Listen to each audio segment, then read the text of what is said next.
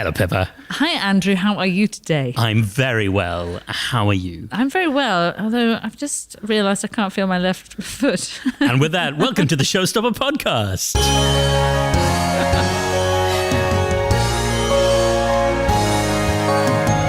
Are you having a medical emergency, Pippa? No, I think I just was sitting funny.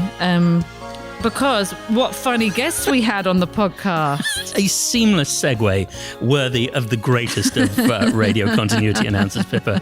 Thank you very much. Last time we spoke on this podcast. Yes, on this podcast. Our previous wraparound was at the Lyric Theatre in the West End, and we were just about to do a show. Yes, we were. I remember I was rolling around in a brawl at the end. Me and Lauren Shearing were having a brawl about something. Was it Eurovision? It was Comic-Con. Was it Comic-Con? Comic-Con in Cardiff. That's right. And the show was called Comic Cardiff. Comic-Con. Was that the one? That's right. And I did my Welsh accent and I said it in Dalgelli. That's what I do. Yes, that's right. What is it about Dalgelli that means you... Did I say it in Dalgelli or Llandudno? It was definitely Dalgelli. Okay, yeah. It's because that's where I went as a kid for seaside holidays. You know, in a classic British holiday, you know, sit in the rain on the seafront, get really cold. And we loved it. So, happy memories attached to Dalgelli. And you learned how to say the double L sound in Welsh, the ll sound. Exactly. That's very, very impressive Exactly. stuff. So, and I feel like if someone says, let's have it set in Wales, Cardiff's the obvious. Yeah. Then Swansea. Well, let's go somewhere that people get a bit of the Welsh feel, and maybe the Welsh people in the audience trust. That's all right. They know a bit about Wales. Pippa's doing us proud. She's got this. She's a real Evans. Yeah. Yeah. Our car broke down in Dalgelli. That's what I remember. And my AA man came and he said to my dad, "What's your name?" And he said Evans. He said, "Oh, the only one in Wales." I always remember that. Great. There you go. A little story about Dalgelli there. There we go. Well, a beautiful show. It was a beautiful show. Didn't we fall in love in that show? Probably. You were a director. Oh no, I was a big star. That's right. I was a big superhero actor. Yes, but I couldn't hear your name when I was backstage. Right. Which is sometimes, obviously, improv, all about listening and hearing. Sometimes... Pippa doesn't want to listen to me. I was listening to my podcast. I was listening to the old episode of this. No, and I couldn't quite catch what his name was. I was supposed to be your mega fan. Yeah. But I didn't know what your name was. So I had to just never say your name. Yeah. Yeah. So the number of times that happens in a show. But we fell in love. Oh, that's right. You seduced me in a Be Our Guest kind of number. Yes. And then actually you fell in love with me, actually. Yeah, it was that classic story. I was using you to begin with, but then the feelings became real and I was sorry for having ever betrayed you. Yes, and because we didn't have enough time to wrap it up, I just went, fine, cool. Let's be together. And let's just ignore all of the moral consequences of that. Fair enough. Yeah, that was a good show, actually. It was really nice. And the next show, you'll be on stage again quite soon. Yes. As we record this coming Monday, the day before my birthday, listeners. Do send presents. And you'll be turning 40. 40. It's both of our 40th years this year. Yes, it is. Our combined age will be 80. Correct. You are quick with the maths. I got a maths A level. Yes. So let's just all remember that. Yeah. People are often surprised. Are you going to get a present for your birthday? I mean, I hope so. I mean, don't presume things. Okay. No? I didn't. I just hoped. And what are you hoping for? I don't know. We're trying to move house. So you're just hoping that the house... I just hope that doesn't horribly fall through at the last minute and destroy all our dreams. Okay, right. All your dreams are in that house. Literally everything. I've very much decided to put all my eggs in one basket. Okay, great. So for your 40th birthday, we don't want any of those eggs cracking. That's right. That's right. And do you know what else I want? What? I want everyone to listen to this episode of the Showstopper Podcast with our amazing guests, who are... Jonathan Zayer. And Nancy Zamit from Mischief Theatre. And they were tip-top guests. Yeah. Mischief Theatre, of course, is behind The Play That Goes Wrong, Peter Pan Goes Wrong, Magic Goes Wrong, a comedy about a bank robbery, the Goes Wrong show on BBC. They're a massive, in so many countries around the world, they're a massive, massive deal. At one point, I think, were there like 3 or was it 4 Mischief Theatre shows in the West End simultaneously? Yes. And they won Olivier's and they're on Broadway and they're massive. They're super massive. but we've known them since they were little children. And so it's always funny when someone you know for a long time has really excelled and gone stratospheric. Yeah. But they're still just lovely Jonathan and lovely Nancy to us. And so it was really nice to get time to catch up with them and then make up songs with them with Mr. Duncan Walsh Atkins on the keys. Absolutely. And we recorded this episode at Tall Story Studio in North London. That's right. Shall we have a listen, Pippa? Okay, bye.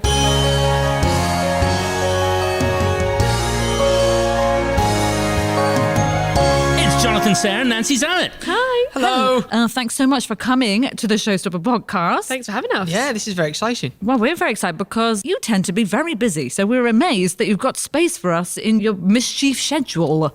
Oh, well, no, this is great. This is actually the first podcast I've done not on Zoom. So it's quite exciting. I do not believe in Zoom podcasts. I'm sorry. Podcast creators. No, I will not have that.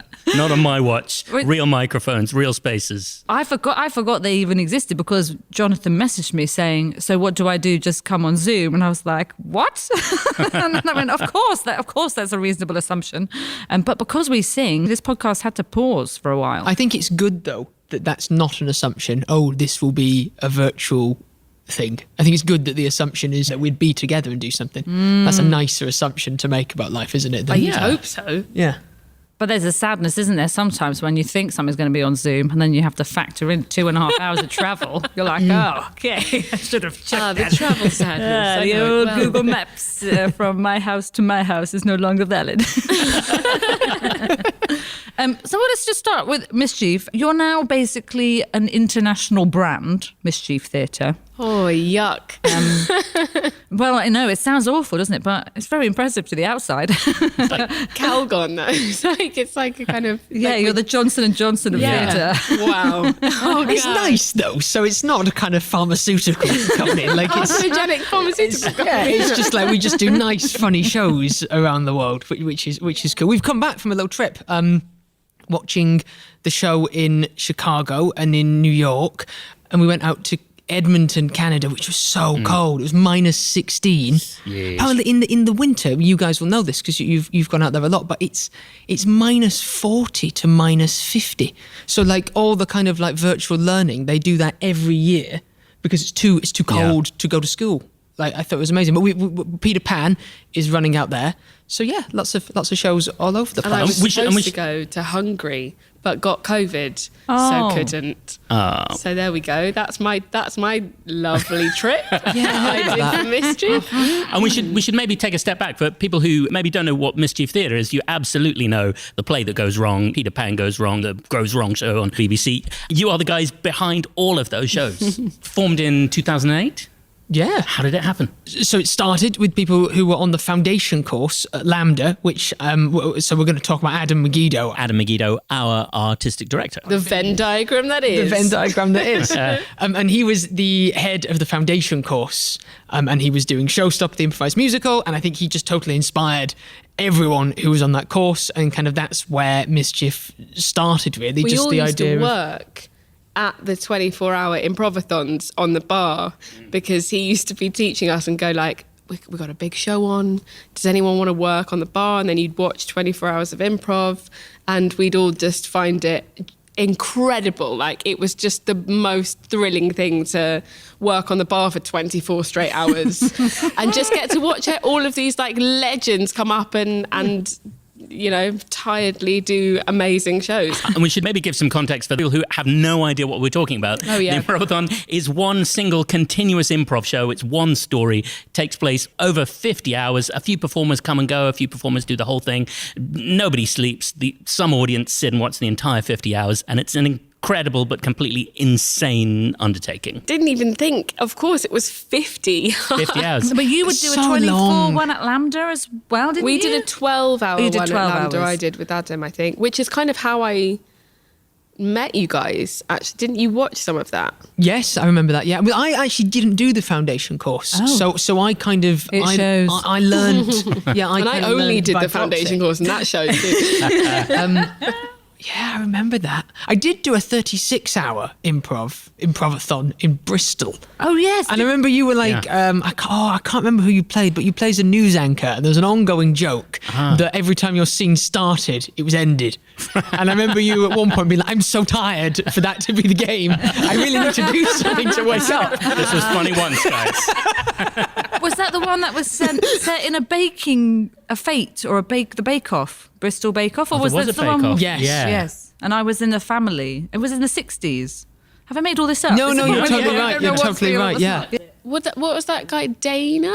Dana Anderson. Yeah. Well, very good. Of Edmonton, right? Of Edmonton. Of Edmonton. It all comes full circle, guys. Guys, I never remember anyone's name or anything to Nance do with barely shows. remembers my name. I honestly, the fact that name is in my head, I'm so thrilled with myself. And Dana is, of course, why the Improvathon happens in London, because really? back in the day, Ken Campbell went over and saw Dana running the Edmonton 50-hour Improvathon and came back to this country and said, we've got to do a bit of that. And I that's remember where it came from. Adam Megiddo telling us that on the foundation course and being like, there's this guy, Canadian guy, Ken Campbell, and like pinning it all together, and that was his like sell for why we should go and work on the bar.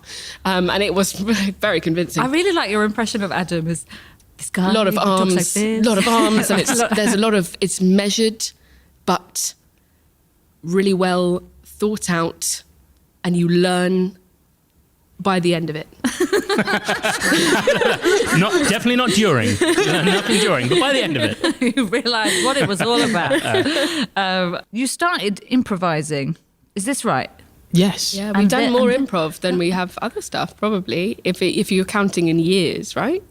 It's almost 50-50, I guess. 50, yeah, maybe the scale is slowly tipping now. But yeah, we did improv mostly while we were at drama school, and we do Edinburgh every year, and we do kind of weekend shows at the Canal Cafe and Hen and the Chickens. Tabard, all those kind of places. And then we just started to try and write a bit of stuff. I think you guys are such a tour de force of improv as well, kind of in the UK.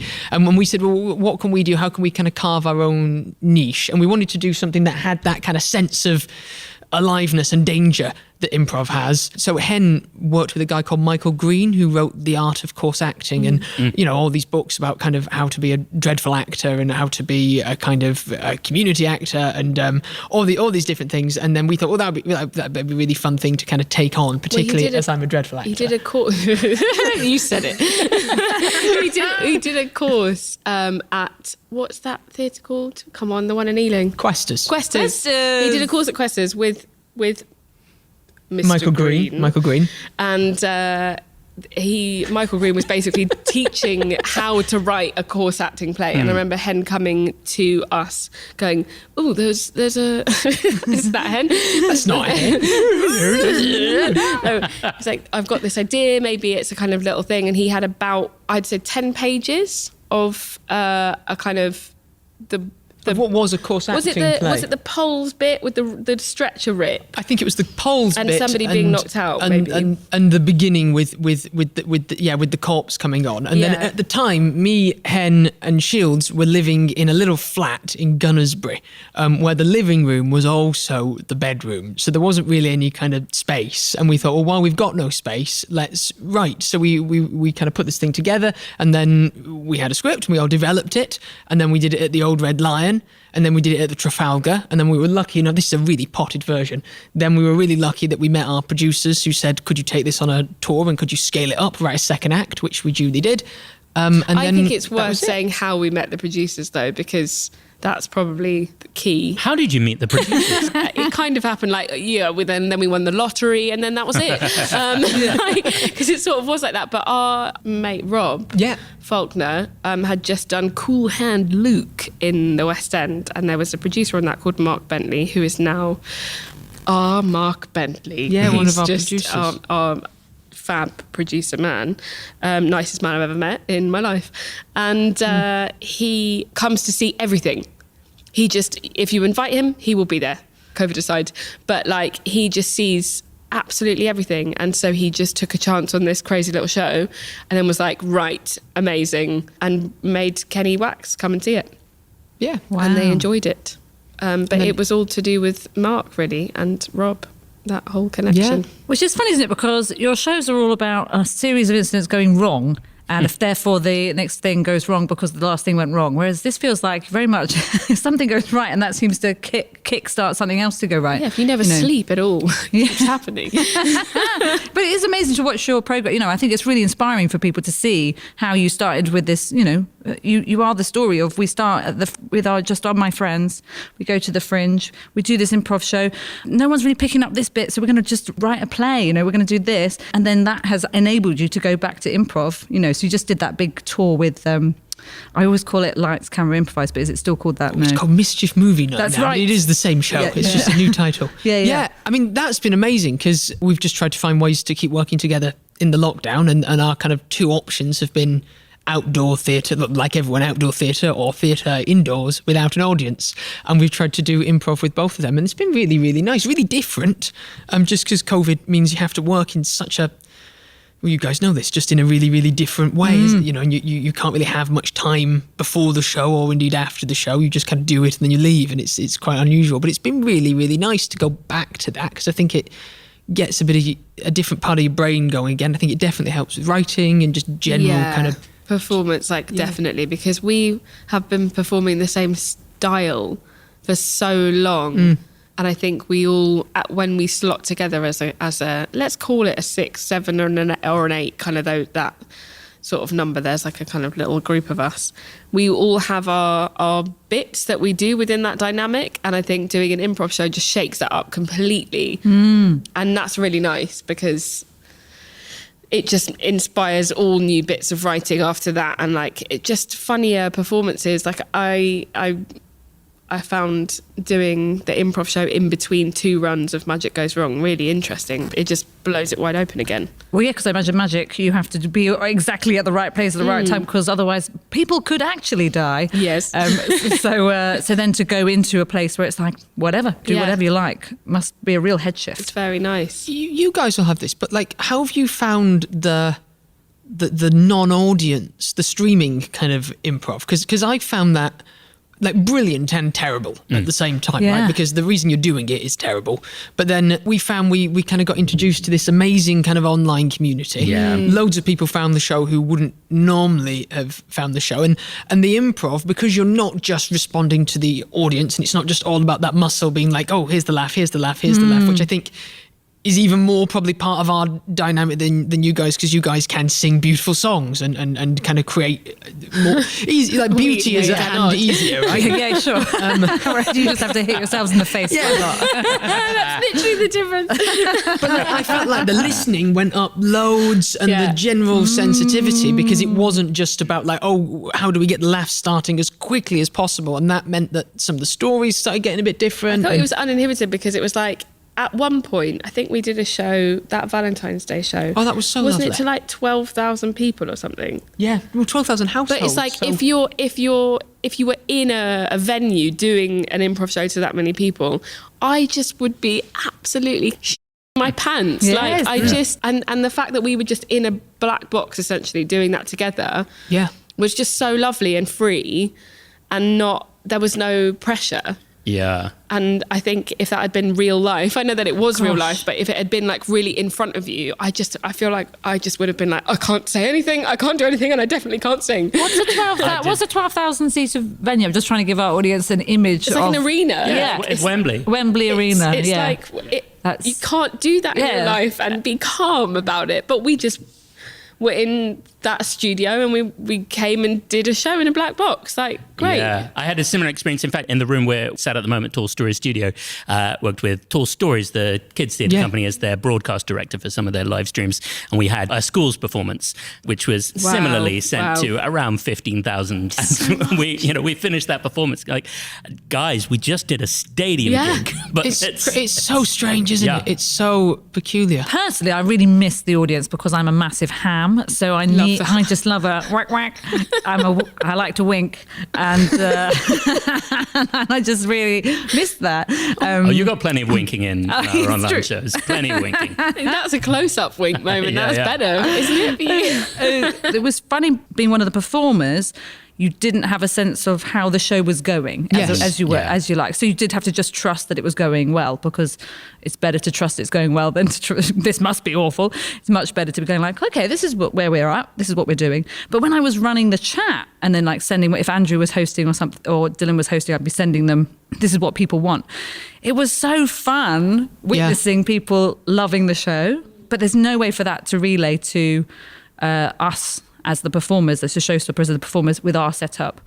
So in the interval, I would always go, they really love it, guys. They're really enjoying it. It's really going well, because at the end of the day, we all like a round of applause, don't we? I'm a ham as well. As a fellow ham. As a fellow ham, wink, wink, nudge, nudge, trousers. I like definitely, like, obviously, I think most people miss the live audience part, but it was just interesting that, I don't know, there were positives to draw. I think it's only right to say this as well. I've been really made aware of just the fact that, you know, for some people, having everything move online was the first time they've had full access to West End shows. So completely. I hope that there's part of what has happened remains there, because I think it's really, really important. One of the most amazing parts of the movie night live streams were before the show, we would check, because we would get the audience suggestions from Zoom.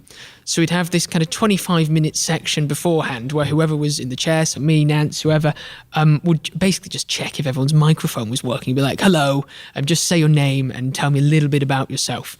And by the end of it, like, I really got to know some of these people, because they kept coming back and they had these amazing stories. And 2 people met on the Zoom that went to school with each other, I think. And they were like, oh my God, it's you. And because they could see each other on the Zoom chat, and now they're friends. They come to all our shows together in person because they reconnected on a Zoom audience during the show. Like, it was, and they came to Magic like a couple of weeks ago, and they were like, we're the people from Zoom. I was like, oh my God, you're so amazing. It's so cool. Forging a new community is incredible. I often mention, there was one moment when we were doing one of our shows where, again, 2 people who'd met in our little YouTube chat community, I think one was in the States and one was in UK, and they're thousands of miles away from each other, but one was congratulating the other on getting one of their ideas into the show, and then then saying, see you next time. And it's like, these people would never have met otherwise, but they made something together, and that's just amazing. Beautiful. We had a really crazy one where at the beginning we were speaking to, what's your name? And they were called something Samson, and they were out in Canada. And I was like, hello, the Samsons in Canada. And then it was like, the Samsons, where are you? And I think they were in Atlanta. And I was like, hello. And then there was another group with the same name, and they were in Surrey. And then another group with the same name who were in Norway. And I was like, what's going on? And they were just like, oh, it's Sue's birthday. And the whole thing was a birthday party, like an online birthday party for this family that really lived properly scattered around the globe. And they were all on Zoom. And it was so strange, because we were just kind of at their birthday party, but not at it was really amazing. Really, really wild. Maybe we can go back to Play That Goes Wrong. We left off the story in a little cliffhanger just before it became a massive global sensation.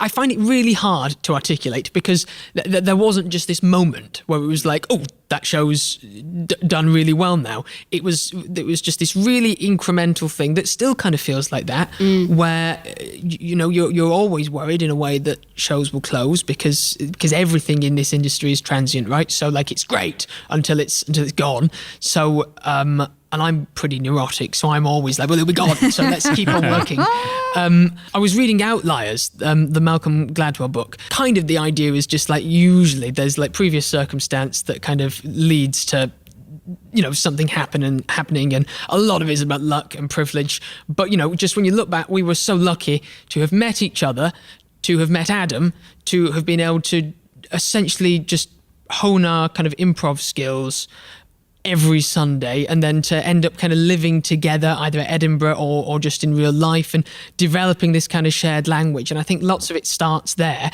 And, we were lucky enough to have that. We were lucky enough to be able to go to the Fringe and do the show, meet Mark and Kenny, our lovely producers, and just kind of managed to get in a kind of wave of momentum. And the work that we do, we really, really enjoy.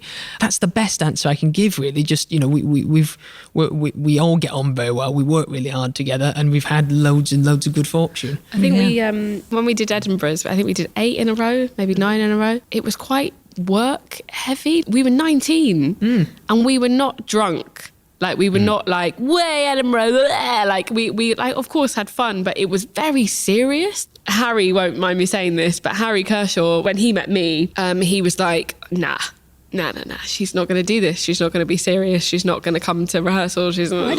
Oh my God, no, Harry had he was so skeptical, and it was really funny because I knew that I was going to prove him wrong, but he was kind of like, I got your number, love. And I did remember thinking like... You say you've thrown in some awful impressions. The Megiddo one, quite good. And you've just presented Harry Kershaw as a kind of Willie Jones character. I've got your number, darling. It's Harry. But like he was just convinced that I wasn't going to turn up every Sunday. Wow. And like, I was quite shocked with everyone because they were such a serious group of workaholics. Like, it was like, you're coming to improv every Sunday, and this is like people in their third year at drama school with a lot going on, and if you don't come, you're out. And like, it was that kind of vibe. Like, in Edinburgh, it's like you fly out all day, we work all night, we do shows, we're on this bill, we're on that bill, we're doing 5 minutes here, we're doing 10 minutes here, we've got our show at this point, we're doing another show so we can make the money back off the first show, we're doing this. Like, it was that for 8 years. And I think like a lot We're of people, a barrel of laughs. it was just very intense, and I think like it came off for two different reasons. One, because we worked like hell, but secondly, because we could afford to go to Edinburgh, all of us, off our own backs. Like, personally, we never got funding, but I think Mischief started because we all put like 350 quid in to go to the first Edinburgh. But like, we could afford to do that at that point. You could afford to not work for a month and go to Edinburgh and not pay yourselves for a month. Like, that is a specific bracket of people who happen to also be all white and also be all at Lambda, which is, again, like, there are just so many points where you're starting from a point of incredible privilege in itself. So like, yes, we worked for a decade for free for, it was crazy, but like, we started off at a point that like, we were able to at that point in our lives as 19-year-olds, which not a lot of people can do. No, and then even later on in life, at 19, most people don't have additional dependents, or, so like now someone goes, do you know what, me and my friends are going to put on a play. We're like, okay, so how am I going to cover the mortgage, and how am I going to feed my kids and look after my parents and whatever it is. So all these extra things that get in the way. So I think it's really good that you mentioned that, actually, because that hard work is also good to mention, because again, like you say, Jonathan, it was not just one thing that suddenly like boof. Totally. So how long is that then since you were 19? Not to ask your ages. I'm 33 now, and me too. I have asked your ages. No, my age is Not to ask lovely. your ages, but how old are you? I love an age. I don't think anyone should be scared of their age. But it's been a long time. Yeah, and I think it was 10 years. Play That Goes Wrong is 10 years this December. Wow! From the first time we did it at Old Red Lion. Yeah, that's so and funny. That makes us feel not like older in a person, but like my body feels old knowing that, because it's such a physical show that like I think about my 23, 24-year-old bod like flipping through that window. And I'm like, yeah, what a breeze. And if I was to do it now, I'd be like, okay, so who's the physio? How are we gonna do this? Are we gonna do this run for how long? It's very important. How many times will I get hit by Henry Lewis with that door? Is my shoulder going to survive that again for another 1,500 shows? By the time this podcast airs, I will have turned 40. How are you feeling about it? No, not good. Really? Why? No, I prefer not to. I mean, Really? not that I'd prefer to die, but if it's got really straight dark. up, no, I'd prefer not to. Really? No. Oh, I'm with Nancy. I love every year I get older. Yeah. Feel wiser. Yeah. And also, I don't feel wiser. Yeah. Well, let's not go there. I feel like Jonathan. I give a shit less about everything. Like everything just sort of falls away a bit. Like body included. It's just really freeing aging, I think. I have this slightly odd relationship with all of you guys, which is I thought we were cool, Jonathan. No, we're very this? cool. We're very Where's this cool. going? We're very cool, but it's just because you said the kind of teacher thing. Because I've been quite nervous about doing this, and when this started, I find these podcasts incredibly nerve-wracking anyway. But I found this one particularly anxiety-making, just because I think that because I think because like when we were starting out, you guys were such like pin-ups to us and such idols, like genuinely, It's true. like, we really true. aspired to do so much of the stuff that you guys were doing. It is true. That I still have that. No. I still I think we have all that. do. I think That's when nice. So I hope I'm doing a good job. Doing really well, both of you. you bastard.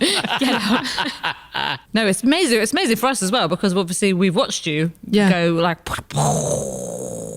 And we're like, oh, do you remember? For the benefit of the tape, Pippa is gesturing towards the sky as if the bird's taking flight.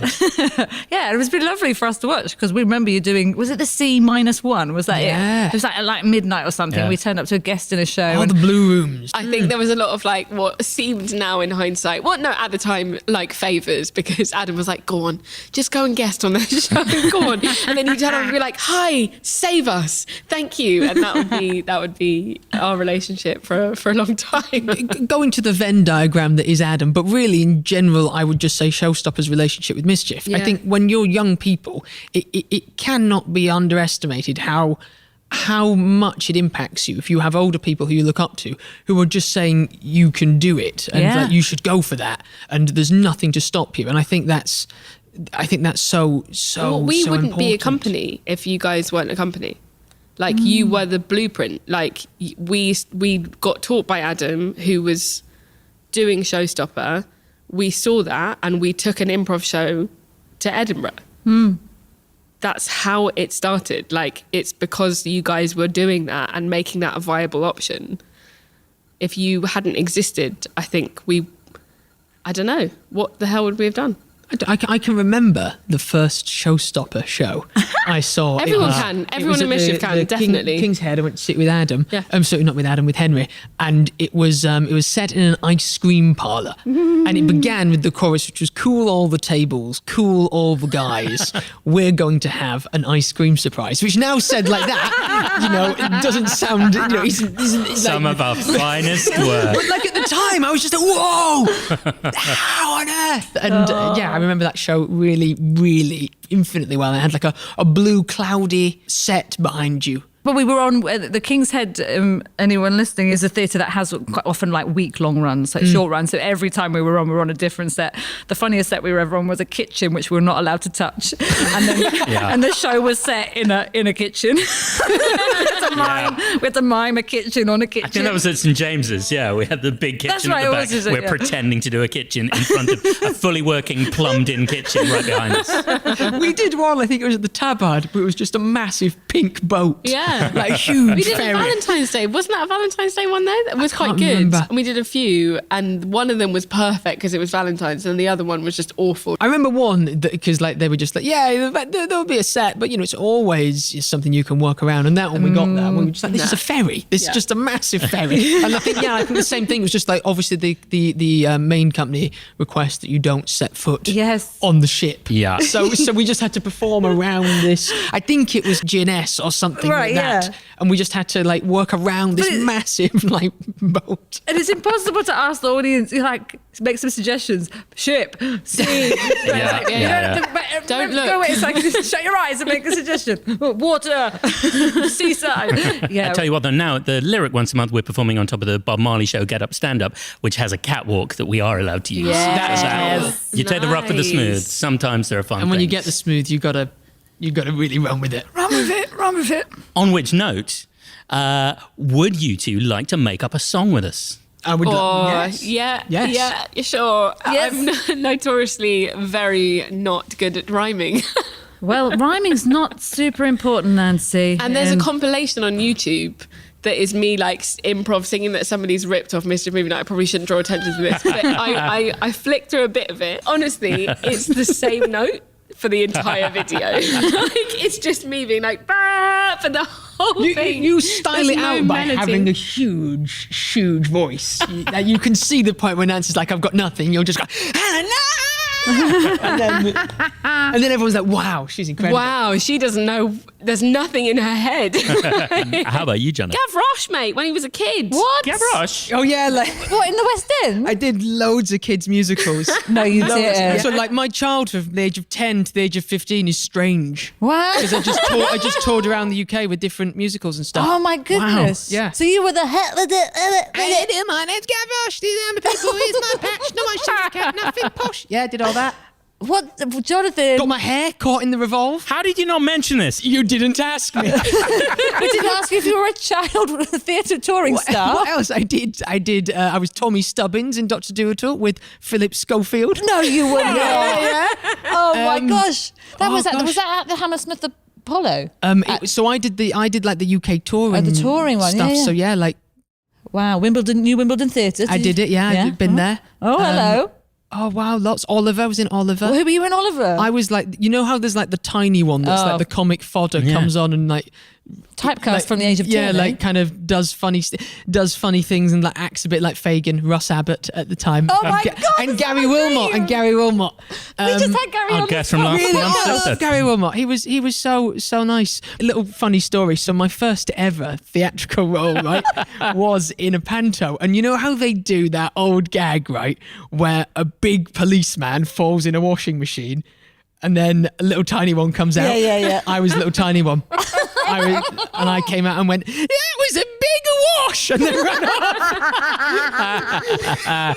Now, Jonathan, your whole life makes sense. Just wait, because I'm taking all the heat here. But Nance also was a child star. What? Come on, Nance. Don't leave me What here. was she in? I'm a Disney kid. What? What were you on? I was on a show called Bus Life. Bus Life? Yeah, no, we're all too old for it. Yeah, I was a teenager. I was one of the first British Disney stars. This is huge. What, you were living in America and you became part of the Disney No, gang? it was just the UK Disney. I just auditioned for it and got it. She was a horrible person, that character. Oh, right. What was one of your lines? It was like, shut up, kid. It was like get out of my seat, kid. I'm on the back of the bus. Someone had poo on their shoes. It was awesome. Oh.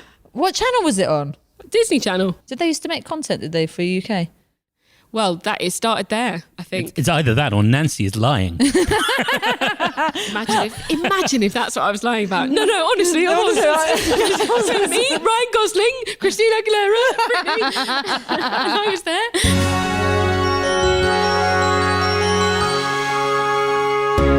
Okay, this has to be about being a child star.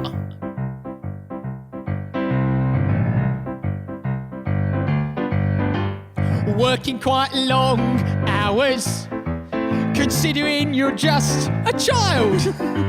Standing next to famous people on the stage, seeing people thinking that they're all the rage. You're maybe just a child, but your name's in lights, and you see them shining overhead. You may be just a child, but your chaperone's got a fag on and she's not giving a about what you've said. It's a hard not life, but quite a nice life too. It's a hard not life, me and you. It sounds like a chorus. It's a hard not life, but quite a nice one too. It's a hard not life, me and you. Make way for me, son. I was on the stage at Wimbledon and I saw a lady there. She got a comb and put it through my knotted childlike hair. I was on the stage that night, I had my mic right on, and I just wished the night would go on and on and on. My son, he was on the stage. Oh, he was a dream, he was. He wasn't like the other kids. There the you other are, kids, Mum. no, the other kids went far, far, far to the back, and he was down that catwalk with his wig on, garters, suspenders, and a little vest, and oh boy, did he shine. Oh. It's a hard not life, but also quite a nice one too. It's a hard not life, me and you. One more time. It's a hard not life, but also quite a nice life Quite too. nice, yeah. It's a hard not life, me and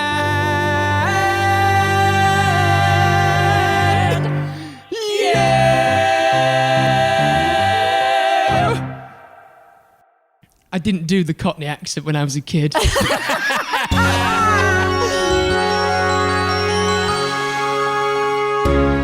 What dreamy chickens. I can't believe that Jonathan was Gavroche in Les Mis and almost didn't tell us about that. It occurred to him as an afterthought. And he was Russ Abbott's sidekick. I mean, if there's ever an anecdote you're going to tell Pippa Evans, it's that. And a connection to last month's guest, Gary Wilmot. Yes. And he was with Philip Schofield. I mean, that's everyone's dream, right? We haven't had Philip Schofield on the podcast yet. No, we should try and get him on. Yeah, we should. Hey, here's something I've been thinking recently. Yes. Past guests on the Showstopper podcast have been doing some amazing things at the moment. Oh, yeah. So did you hear John Owen Jones, during COVID-y last-minute show closures and things, he did a Steph Parry Yes. and jumped in to be Jean Valjean in Les Miserables at the last minute with no rehearsal. He jumped on stage and did that. That must be in his bones.